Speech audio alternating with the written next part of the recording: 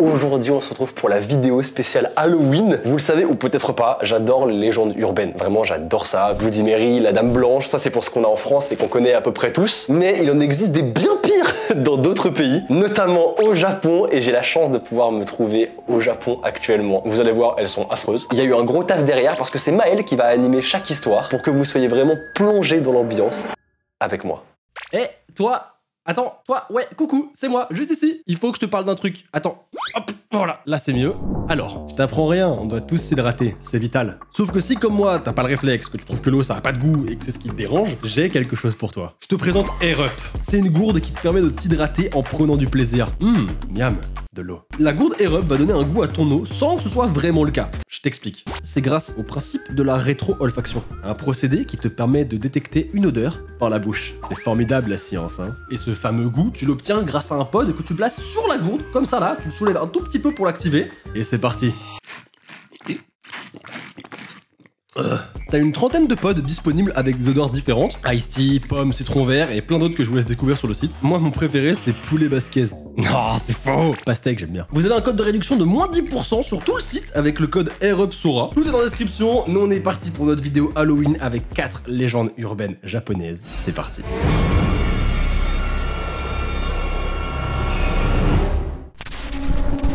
Le tunnel Kiyotaki.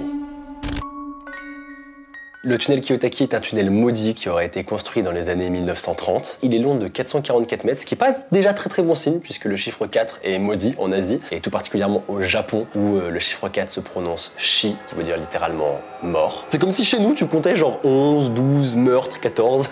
C'est pas ouf. Le tunnel aurait été construit dans des conditions atroces puisque de nombreux ouvriers seraient morts pendant le chantier et selon la légende, on pourrait croiser certaines de leurs âmes errantes en traversant le tunnel.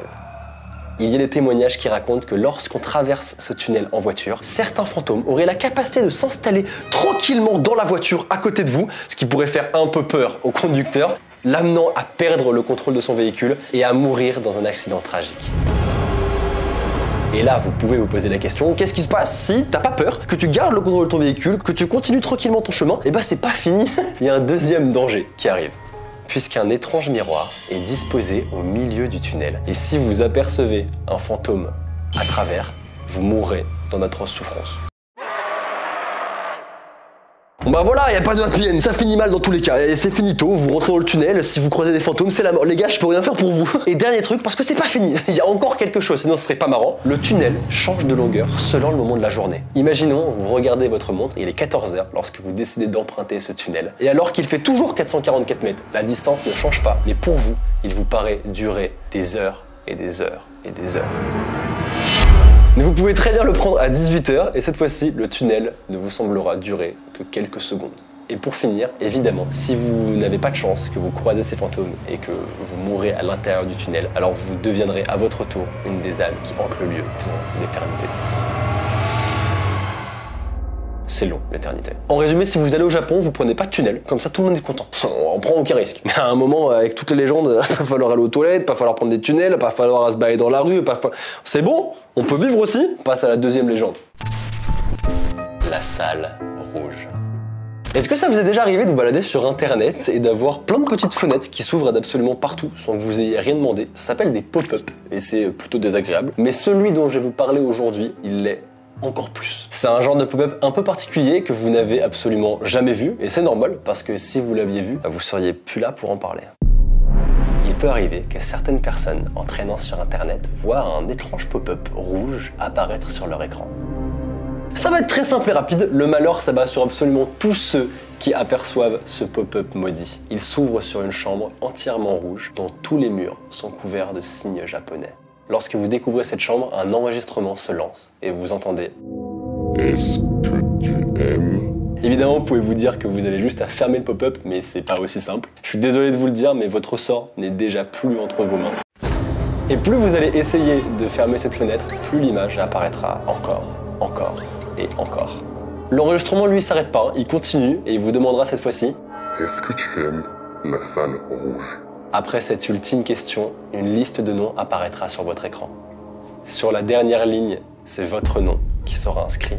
Vous serez donc tué et les murs de la pièce où vous vous trouvez seront repeints en rouge intégralement avec votre sang. Morale de l'histoire, ayez un bon antivirus, comme ça pas de pop-up. On passe tout de suite à la troisième légende. Jorogumo, l'araignée mangeuse d'hommes. Je préfère prévenir, cette histoire, elle parle de la chose que je déteste le plus au monde, hein, plus que les fantômes, les malédictions, les démons, tout ce que vous voulez. Ça parle d'araignées. Donc tous les arachnophobes, on est ensemble les gars. La troisième légende est celle de Jorogumo, l'araignée mangeuse d'hommes. C'est une représentation diabolique d'une femme araignée qui a pour source les néphiles.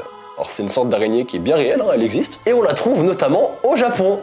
Fallait bien que je trouve un point négatif à ce pays.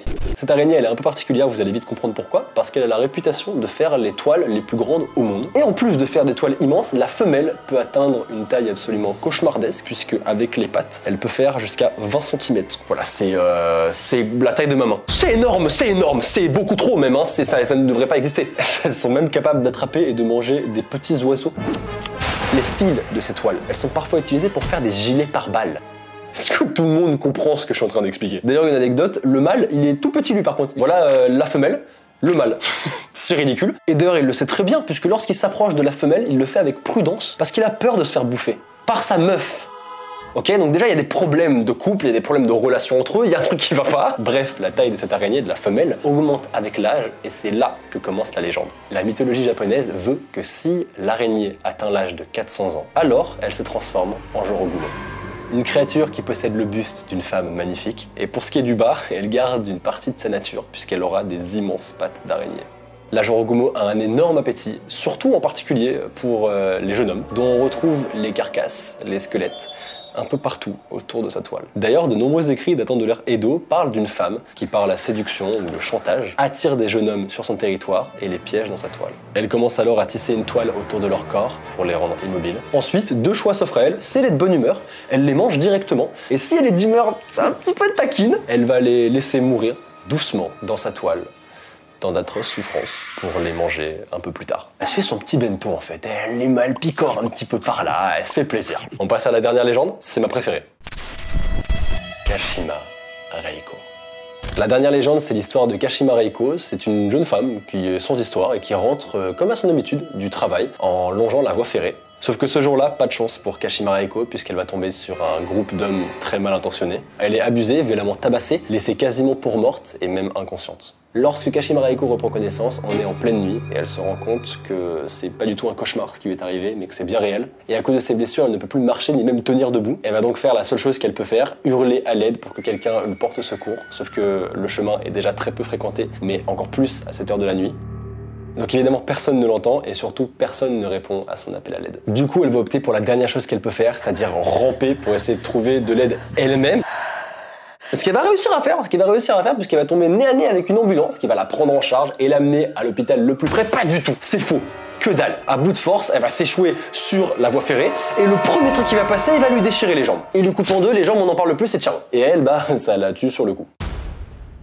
Vous imaginez bien qu'après ça, elle devient un démon vengeur. Bah en même temps, tu m'étonnes, hein, vu la soirée, tout le monde deviendra un démon vengeur, y a pas de problème. Je peux faire preuve de compréhension. Donc si vous avez l'habitude de vous balader, de traîner près des voies ferrées, et vous pourrez peut-être rencontrer le fantôme de Kashima Reiko, ce que je vous souhaite pas, parce que, vous allez voir, elle est pas contente. Elle est pas contente du tout, et elle va essayer de vous choper vos jambes. C'est son objectif, mais c'est pas si simple, il y a des règlements chez les fantômes. Pour vous prendre vos jambes, elle devra vous poser 3 questions. Et si vous répondez mal, vous perdez vos jambes, en même temps vous cassez pas les couilles, vous avez qu'à connaître les réponses. Mais je suis gentil, je vais pas vous laisser en galère, je vais vous donner les réponses, retenez-les bien, d'accord? La première question, elle est simple, elle va vous demander le truc le plus logique pour elle. Où sont mes jambes? Où sont mes jambes?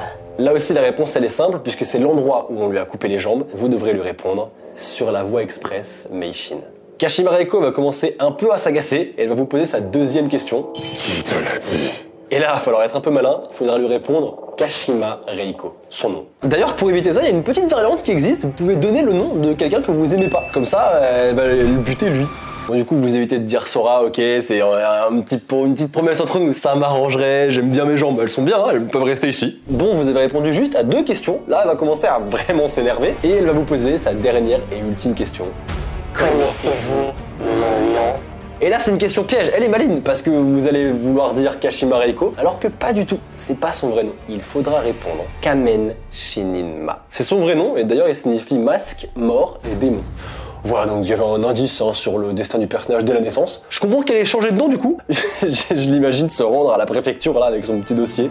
Et d'ailleurs, j'ai oublié de vous dire, dernier petit point, selon la légende, Kashima Reiko viendrait rendre visite à tous ceux qui ont lu ou entendu son histoire dans un délai d'1 mois.